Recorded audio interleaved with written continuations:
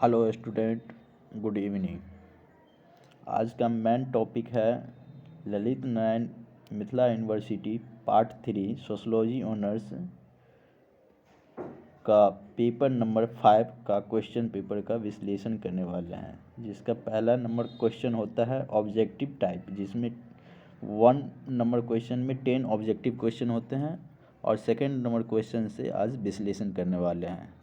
इससे पहले बहुत सारे वीडियो बना चुके हैं, वो सब आप प्लेलिस्ट से देख चुके हैं। तो आज का सेकंड नंबर क्वेश्चन होगा नगर वर्ग को परिभाषित करें, क्षेत्रफल की विवेचना करें। तो इसको इस तरह करना है। पहले तो नगर वर्ग की परिभाषा हमें बताना होता है। तो नगर वर्ग वह क्षेत्र होता है जिसे नगर निगम, नगर पालिका या नगर पंचायत द्वारा शासित किया जाता है, जहाँ पर नागरिकों की एक विशेष संख्या, बुनियादी सुविधाएं और सामाजिक आर्थिक गतिविधियां होती है। इसे आमतौर पर एक विकसित और व्यवस्थित स्थान माना जाता है, जहाँ पर व्यवसाय, शिक्षा, स्वास्थ्य सेवाएं एवं अन्य सुविधाएं उपलब्ध होती हैं। नगर वर्ग का आकार और स्थिति प्रायः जनसंख्या के हिसाब से निर्धारित की जाती हैं। क्षेत्रफल, अब इसकी क्षेत्रफल की विवेचना करना है।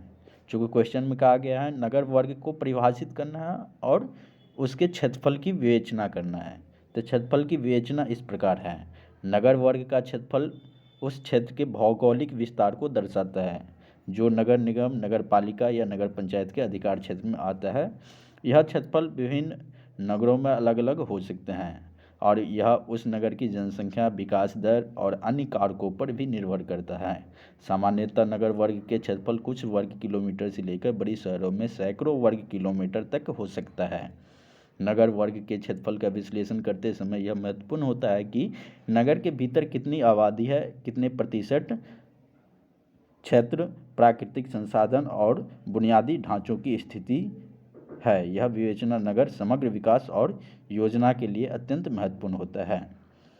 तो सेकंड नंबर क्वेश्चन के आंसर इतना तक हुआ। अब थर्ड नंबर क्वेश्चन है ग्रामीण एवं नगरीय समुदाय में अंतर क्या है। तो सबसे पहले तो ग्रामीण और नगरीय समुदाय में अंतर हमें बताने से पहले उसके बारे में जानना पड़ता है। तो ग्रामीण और नगरीय समुदाय दोनों के बीच कई महत्वपूर्ण अंतर होते हैं जो उनकी जीवन शैली, सामाजिक संरचना, विकास के स्तर और परिभाषित करते हैं। यहाँ इन दोनों समुदायों के बीच कुछ प्रमुख अंतर दिए गए हैं। तो पहला अंतर है स्थान और परिभाषा। तो स्थान और परिभाषा के ग्रामीण समुदाय में, तो ये आमतौर पर गांव में स्थित होते हैं जहां अधिकतर लोग कृषि और संबंधित कार्यों में लगे होते हैं। यह एक कम विकसित और प्राकृतिक वातावरण में होता है। स्थान की परिभाषा में नगरीय समुदाय की व्याख्या करना है। यह शहरों और नगरों में स्थित होते हैं जहां अधिकतर लोग सेवाओं, व्यापार, उद्योग और अन्य आधुनिक गतिविधियों में लगे होते हैं। ये विकसित और संरचित क्षेत्रों में होते हैं। टॉपिक 2, आबादी का घनत्व। एक तो हो गया स्थान और परिभाषा, दूसरा हो गया आबादी और घनत्व के आधार पर। ग्रामीण समुदाय इन क्षेत्रों में आबादी का घनत्व कम होते हैं। यहाँ लोग फैलकर रहते हैं और घरों के बीच अधिक स्थान होते हैं। नगरीय समुदाय में इन क्षेत्रों में आबादी का घनत्व अधिक होते हैं। लोग छोटे क्षेत्र में घनी आबादी के रूप में रहते हैं, जिससे शहरीकरण अधिक स्पष्ट होता है। तीसरा पॉइंट, आर्थिक गतिविधियां में ग्रामीण समुदाय। ग्रामीण क्षेत्रों की अर्थव्यवस्था मुख्य रूप से कृषि और पशुपालन पर निर्भर करती है। यहाँ पर खेतीबाड़ी, मछली पालन और जंगलों से प्राप्त संसाधन आम होते हैं। आर्थिक गतिविधियां का नगरीय समुदाय। शहरी समुदाय में औद्योगिकरण, सेवाएं, व्यापार, शिक्षा, स्वास्थ्य और अन्य आधुनिक आर्थिक गतिविधियां प्रचलित होती हैं। यहाँ पर लोग व्यापार, उद्योग और सेवाओं पर कार्य करते हैं। चौथा टॉपिक, सुविधाओं और बुनियादी ढांचा। ग्रामीण समुदाय यहाँ पर बुनियादी सुविधाओं की कमी होती है, जैसे स्वच्छ पानी, अस्पताल, स्कूल और सड़कें। अक्सर यहाँ के लोग परिवहन और संचार नेटवर्क कमज़ोर होते हैं। सुविधाएं और बुनियादी ढांचा के नगरीय समुदाय। शहरी क्षेत्रों में आधुनिक बुनियादी ढांचा होते हैं। यहाँ पर बेहतर सड़कें, अस्पताल, स्कूल, मॉल, मेट्रो सेवाएं और अन्य सुविधाएं उपलब्ध होती हैं। पाँचवा टॉपिक, सामाजिक संरचना और संस्कृति। सामाजिक संरचना संस्कृति का ग्रामीण समुदाय में, ग्रामीण क्षेत्रों में सामाजिक संरचना सामान्यतः परस्पर और परिवार आधारित होते हैं। यहाँ पर समुदाय की एकजुटता और पारिवारिक रिश्ते मजबूत होते हैं। नगरीय समुदाय, शहरी क्षेत्रों में सामाजिक संरचना अधिक विकसित और व्यक्तिवादी होता है। यहाँ पर लोग विभिन्न संस्कृति, जातियों और धर्मों से आते हैं और जीवन शैली अधिक आधुनिक होती है। छठा पॉइंट, शिक्षा और स्वास्थ्य सेवाएं। ग्रामीण समुदाय में शिक्षा और स्वास्थ्य सेवाएं की उपलब्धता सीमित होती है। यहाँ पर स्कूल और अस्पताल कम होते हैं और शिक्षा का स्तर भी अपेक्षाकृत कम होते हैं। शिक्षा और स्वास्थ्य सेवाएं में नगरीय समुदाय, शहरी क्षेत्रों में उच्च स्तर की शिक्षा और स्वास्थ्य सेवाएं उपलब्ध होती हैं। यहाँ पर विश्वविद्यालय, महाविद्यालय और अत्याधुनिक अस्पताल होते हैं।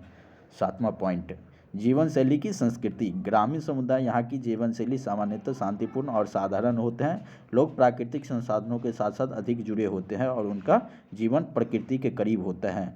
जीवन शैली और संस्कृति नगरीय समुदाय का, शहरी जीवन शैली अधिक व्यस्त और गतिशील होते हैं। यहाँ की जीवन शैली तेज तकनीकी रूप से उन्नत और व्यावसायिक होते हैं।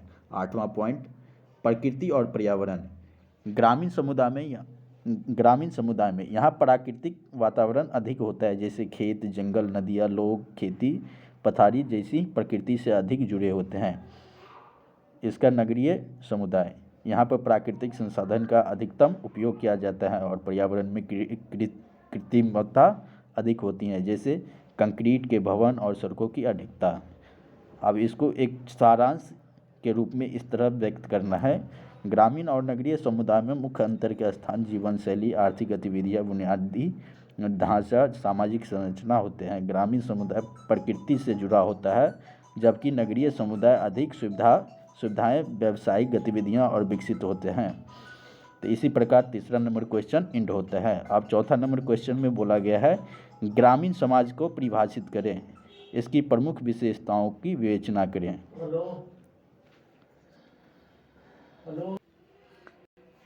इसी तरह अगला वीडियो है फोर्थ नंबर क्वेश्चन है, ग्रामीण समाज को परिभाषित करें, इसकी प्रमुख विशेषताओं की विवेचना करें।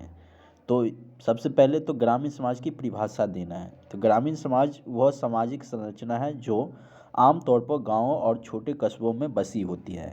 इस समाज में अधिकांश लोग कृषि और संबंधित गतिविधियों में संलग्न होती है। ग्रामीण समाज की जीवन प्रकृति और पारंपरिक गतिविधियों से घिरा होता है और यहाँ की सामाजिक संस्कृति और आर्थिक संरचना प्राचीन परंपराओं और रीति रिवाजों पर आधारित होती है। इस समाज में परिवार और समुदाय की भूमिका महत्वपूर्ण होती है और जीवन सरल और शांतिपूर्ण होता है।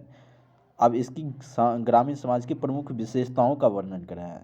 तो सबसे पहला विशेषता है कृषि पर आधारित अर्थव्यवस्था। ग्रामीण समाज की अर्थव्यवस्था मुख्य रूप से कृषि और पशुपालन पर निर्भर होती है। यहाँ के लोग खेती बाड़ी, मछली पालन और अन्य कृषि कार्यों में लगे रहते हैं। कृषि के साथ साथ वन्य उत्पादों और हस्तशिल्प का भी यहाँ महत्व होता है। दूसरा नंबर है सरल और पारंपरिक जीवन। ग्रामीण समाज में जीवन शैली सरल और पारंपरिक होते हैं। लोग प्राकृतिक संसाधनों का अधिकतम उपयोग करते हैं और जीवन के सभी पहलू प्रकृति के निकट होते हैं। यहाँ के लोग अधिकतर मिलजुल कर रहते हैं, एक दूसरे की मदद करते हैं। तीसरा नंबर पारिवारिक और सामुदायिक संबंध। ग्रामीण समाज में पारिवारिक और रिश्तेदार और सामुदायिक संबंध बेहद मजबूत होते हैं। परिवार का आकार सामान्यतः बड़ा होता है और परिवार के सदस्य एक दूसरे के साथ अधिक समय बिताते हैं। यहाँ के सामूहिकता की भावना प्रबल होती है और यहाँ के लोग परस्पर सहयोग और समर्थन पर विश्वास करते हैं। चौथा नंबर टॉपिक है कम विकसित बुनियादी ढांचा। ग्रामीण क्षेत्रों में बुनियादी ढांचे जैसे सड़कें, स्कूल, अस्पताल और अन्य सार्वजनिक सेवाएं अक्सर कम विकसित होती हैं। यहाँ के लोग अक्सर दूर दराज के क्षेत्रों में रहते हैं जहाँ पर बुनियादी सुविधाएं की कमी होती है। पाँचवा नंबर टॉपिक धार्मिक और सांस्कृतिक परंपराएं। ग्रामीण समाज में धार्मिक और सांस्कृतिक परंपराएं बहुत महत्वपूर्ण होती हैं। लोग धार्मिक उत्साहों, रीति रिवाजों और पारंपरिक त्योहारों में सक्रिय रूप से भाग लेते हैं। यहाँ के लोग अपनी संस्कृति और परंपराओं का पालन बड़े आदर से करते हैं। छठा नंबर टॉपिक है कम जनसंख्या का घनत्व। ग्रामीण क्षेत्रों में जनसंख्या घनत्व नगरीय क्षेत्रों की तुलना में कम होती है। यहाँ पर लोग अधिकतर फैलाकर रहते हैं और घरों के बीच अधिक जगह होती है। यहाँ की आबादी कम होती है, गांव का आकार छोटा होता है। 7 नंबर पॉइंट, शिक्षा और स्वास्थ्य की सेवाएं की कमी। ग्रामीण समाज में शिक्षा और स्वास्थ्य सेवाएं की उपलब्धता शहरी क्षेत्रों की तुलना में सीमित रहती है। स्कूल और अस्पताल दूर होते और शिक्षा का स्तर भी औसतन कम होता है। लेकिन ग्रामीण समाज में अधिकतर लोग अपने पारंपरिक ज्ञान और अनुभवों के आधार से माध्यम से जीवन यापन करते हैं। 8वां नंबर टॉपिक, पारंपरिक व्यवसाय और कारीगरी। पारंपरिक व्यवसाय और कारीगरी में ग्रामीण समाज में लोग पारंपरिक व्यवसाय जैसे बुनाई, लोहारगिरी, मिट्टी के बर्तन बनाना, हस्तशिल्प आदि में संलग्न होते हैं। ये व्यवसाय पीढ़ी दर पीढ़ी चली आ रही होती है, समाज की सांस्कृतिक धरोहर को बनाए रखते हैं। 9वां नंबर टॉपिक में है कृषि आधारित सामाजिक संरचना। ग्रामीण समाज की सामाजिक संरचना कृषि और भूमि पर आधारित होती है। जमींदार, किसान, मजदूर और कारीगर जैसी श्रेणियां समाज में मौजूद होते हैं। यहाँ की सामाजिक स्थिति रिश्ते मुख्यतः भूमि के मालिकाना हक पर आधारित होते हैं। 10वां नंबर टॉपिक, प्राकृतिक संसाधनों पर निर्भरता। ग्रामीण समाज अपने जीवन यापन के प्राकृतिक संसाधन जैसे जल, भूमि, वनस्पति, पशुपालन निर्भर करता है। खेती, मछली पालन, पशुपालन जैसे से प्राप्त होने वाले वस्तुएं से यह समाज अपने जीवन की आवश्यकताएं पूरी करता है। सारांश, हर एक क्वेश्चन का सारांश देखना अनिवार्य होता है। ग्रामीण समाज पारंपरिक जीवनशैली, कृषि आधारित अर्थव्यवस्था और सामूहिक संबंधों पर आधारित होता है। यहाँ के लोग सरल और प्राकृतिक जीवन जीते हैं और अधिकतर लोग कृषि, पशुपालन और अन्य पारंपरिक व्यवसायों में संलग्न होते हैं। इसके बावजूद बुनियादी सुविधाओं की कमी और शिक्षा तथा स्वास्थ्य सेवाओं की सीमित उपलब्धता ग्रामीण समाज की कुछ मुख्य चुनौतियाँ भी हैं। 5वां नंबर क्वेश्चन, जनमानी व्यवस्था पर एक निबंध लिखना है। जनमानी व्यवस्था मतलब इसका परिचय में है, भारत में प्राचीन समय से एक सामाजिक और आर्थिक व्यवस्था रही है जिसे जनमानी व्यवस्था यानी जनमानी सिस्टम के नाम से जाना जाता है। यह व्यवस्था मुख्य रूप से ग्रामीण समाज में प्रचलित थी और इसके अंतर्गत भूमि से जुड़े विभिन्न पेशेवरों समूहों के बीच पारस्परिक संबंध की जिम्मेदारियां निर्धारित की जाती थी। इस व्यवस्था का उद्देश्य सामाजिक और आर्थिक संतुलन बनाए रखना था, जिसमें विभिन्न जातियों और समुदाय एक दूसरे से अलग अलग सेवाएं प्राप्त करते थे और बदले में उन्हें विभिन्न प्रकार की लाभ मिलते थे। जनमानी व्यवस्था की विशेषताएं। पहला, पारंपरिक निर्भरता। जनमानी व्यवस्था में विभिन्न जातियों और समुदाय एक दूसरे से पारस्परिक निर्भरता के आधार पर जुड़ी होती थी। जैसे कृषक अपनी कृषि भूमि से उत्पाद फसलें और अन्य जातियों के लोग देते थे जो अपनी सेवाएं प्रदान करते थे। उदाहरण के लिए धोबी अपने कार्य के बदले कृषि भूमि से अनाज प्राप्त करता था, जबकि कुम्हार, लोहार और अन्य कारीगर भी अपने कार्य के बदले में वस्त्र, अनाज या अन्य सामान प्राप्त करते थे।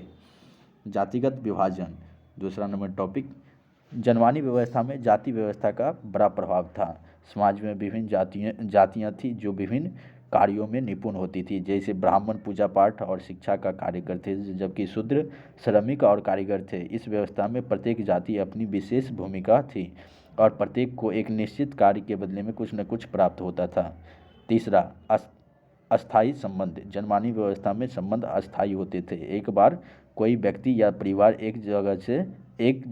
एक जजमान से जुड़ जाता था तो वह संबंध पीढ़ी दर पीढ़ी चलता रहता था।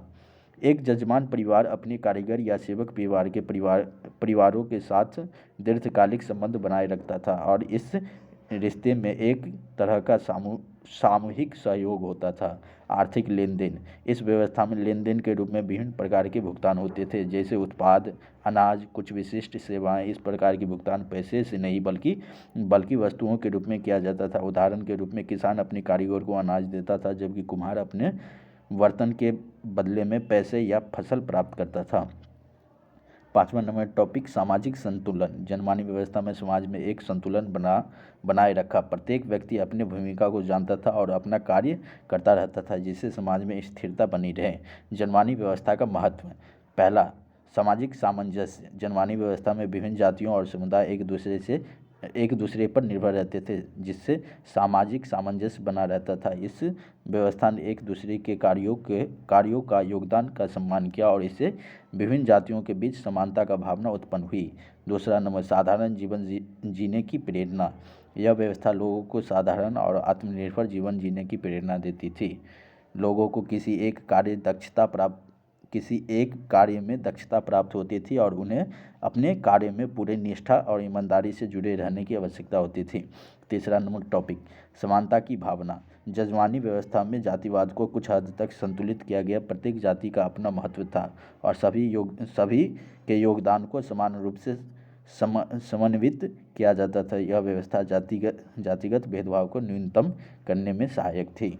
जनमानी व्यवस्था की कमजोरियाँ। जनमानी व्यवस्था की कमजोरियाँ। जातिवाद का प्रचलन। जनमानी व्यवस्था में जातिवाद का प्रचलन था, जो कभी कभी समाज में असमानताओं और भेदभाव का कारण बनता था। उच्च जातियों और निम्न जातियों के बीच भेदभाव होता था और कुछ जातियां सामाजिक दृष्टि से पीछे रह जाती थी।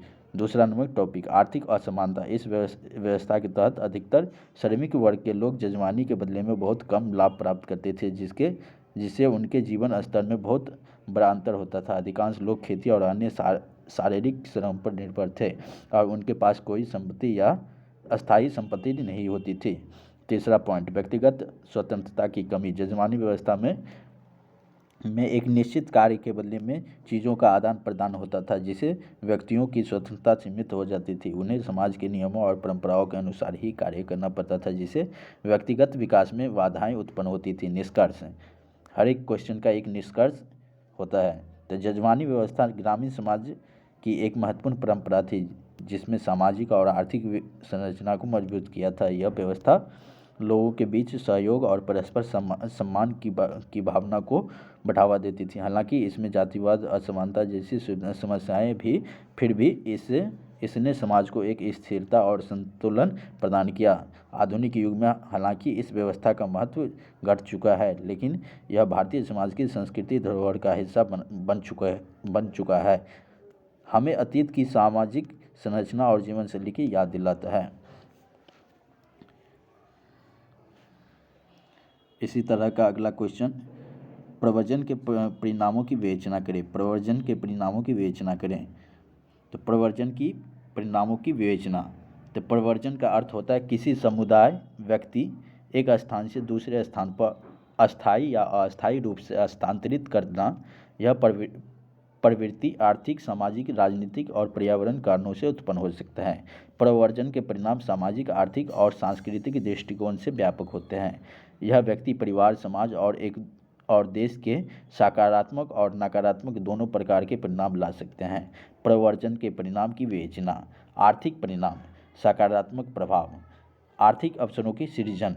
प्रव्रजन से स्थानांतरित होने वाले व्यक्तियों को नए स्थलों पर बेहतर रोजगार के अवसर मिल सकते हैं, जिससे उनकी आय में वृद्धि हो सकती है। विशेषकर नगरीय क्षेत्रों में लोग अधिक गतिविधियों में भाग लेते हैं, जैसे उद्योग क्षेत्र, सेवाएं, व्यापार। भेजे गए पैसे। प्रवासी श्रमिक अपने परिवारों को पैसे भेजते हैं, जो कि परिवार की आर्थिक स्थितियों को सुधारने में मदद करता है। यह धन ग्रामीण क्षेत्रों में बेहतर जीवन स्तर को बढ़ावा देता है। नौकरी का सृजन। प्रवासियों की बढ़ती जनसंख्या नए क्षेत्रों के रोजगार, उद्योगों के अवसर पैदा कर सकती है, जिससे स्थानीय अर्थव्यवस्था में सुधार होती है। नकारात्मक प्रभाव, स्थानीय श्रमिकों के लिए प्रतिस्पर्धा। यदि प्रवासी श्रमिक अधिक संख्या में किसी स्थान पर पहुंचता है तो स्थानीय लोगों के लिए रोजगार की प्रतिस्पर्धा पैदा कर सकता है। विशेष रूप से यदि प्रवासी श्रमिक सस्ते श्रम के रूप में काम करता है तो स्थानीय श्रमिकों की आय पर दबाव बढ़ सकता है। आर्थिक संतुलन। प्रव्रजन के कारण कुछ स्थानों में कामकाजी श्रमिकों की कमी हो सकती है, जबकि अन्य स्थानों पर अत्यधिक जनसंख्या दबाव उत्पन्न हो सकता है। सामाजिक परिणाम। सामाजिक परिणाम में सकारात्मक प्रभाव। संस्कृतियों का आदान प्रदान। प्रव्रजन से विभिन्न संस्कृतियों का मिलन होता है, जिसमें समाज में विविधता और समृद्धि आती है। नए विचार, रीति रिवाज और परंपराएं आदान प्रदान होती हैं, जो सामाजिक वृद्धि में योगदान करती है। शिक्षा और स्वास्थ्य सेवाओं में सुधार। प्रवासी क्षेत्र में आमतौर पर उच्च शिक्षा और स्वास्थ्य सेवाएं उपलब्ध होती है, जिससे समाज में एक नया दृष्टिकोण और सामाजिक विकास होता है। सकारात्मक प्रभाव। सामाजिक विघटन। प्रव्रजन से समाज में सामाजिक विघटन हो सकता है, क्योंकि स्थानांतरण के कारण परिवारों को टूटना या एकल परिवार का गठन हो सकता है। इसके अलावा आपसी रिश्तेदारों में भी तनाव पैदा हो सकता है, क्योंकि लोग नए स्थानों पर अकेले होते हैं और उन्हें सामाजिक ताने बाने समायोजित होने में कठिनाई हो सकती है। जातियों और संस्कृतियों का तनाव। कभी कभी प्रवासी और स्थानीय समुदाय के बीच सांस्कृतिक और जातीय तनाव उत्पन्न हो सकते हैं। विभिन्न पृष्ठभूमियों से आए लोग एक दूसरे के रीति रिवाजों और अन्य मान्यताओं को पूरी तरह से समझ नहीं पाते हैं, जिन्हें संघर्ष हो सकता है। तीसरा, राजनीतिक परिणाम। सकारात्मक परिणाम। वैश्विक संपर्क का निर्माण। प्रव्रजन के कारण विभिन्न देशों के बीच संपर्क और सहयोग बढ़ावा होता है। वैश्विक राजनीति को प्रभावित कर सकता है। प्रवासी लोग अपने देश और नए स्थान के बीच पुल का काम करते हैं, जो दोनों देशों के बीच लाभकारी होता है। नए विचार और राजनीतिक जागरूकता। प्रवासी समाज में नए विचारों, आंदोलनों और राजनीतिक दृष्टिकोणों का समावेश होता है, जो समाज और जागरूकता और परिवर्तन ला सकता है। नकारात्मक प्रभाव। राजनीतिक स्थिरता। कभी कभी प्रव्रजन के कारण नए देशों की राजनीतिक अस्थिरता पैदा होती है। बड़े पैमाने पर प्रवासी आबादी से नागरिक सेवाओं पर दबाव पड़ता है, जिसमें स्थानीय सरकार और समस्याओं का सामना करना पड़ता है। नागरिक अधिकारों की समस्या। प्रवासी श्रमिकों को कई बार नागरिक अधिकारों के मामले में समस्याओं का सामना करना पड़ता है। उन्हें अपने नए स्थान पर मतदान, सुरक्षा और सामाजिक सेवाओं का उचित लाभ नहीं मिल पाता है। पर्यावरणीय परिणाम। सकारात्मक परिणाम। पर्यावरणीय जागरूकता।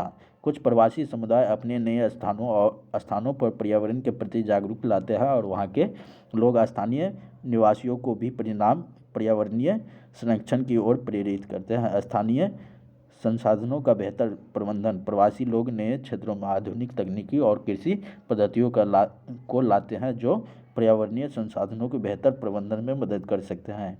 नकारात्मक प्रभाव। प्राकृतिक संसाधनों पर दबाव। प्रव्रजन से अक्सर नए क्षेत्रों में जनसंख्या दबाव बढ़ता है, जिससे जल, खाद्यान्न और अन्य प्राकृतिक संसाधन पर अत्यधिक दबाव पड़ता है। इससे पर्यावरणीय संतुलन बिगड़ सकता है। शहरीकरण और प्रदूषण। बड़े पैमाने पर शहरी क्षेत्रों में प्रव्रजन होने पर शहरीकरण बढ़ता है, जिसके परिणामस्वरूप प्रदूषण और पर्यावरणीय संकट उत्पन्न हो सकता है। निष्कर्ष। प्रव्रजन के परिणाम। प्रव्रजन के परिणाम जटिल और विविध होते हैं। यह व्यक्ति और समाज दोनों के लिए सकारात्मक और नकारात्मक दोनों प्रकार के प्रभाव डाल सकते हैं।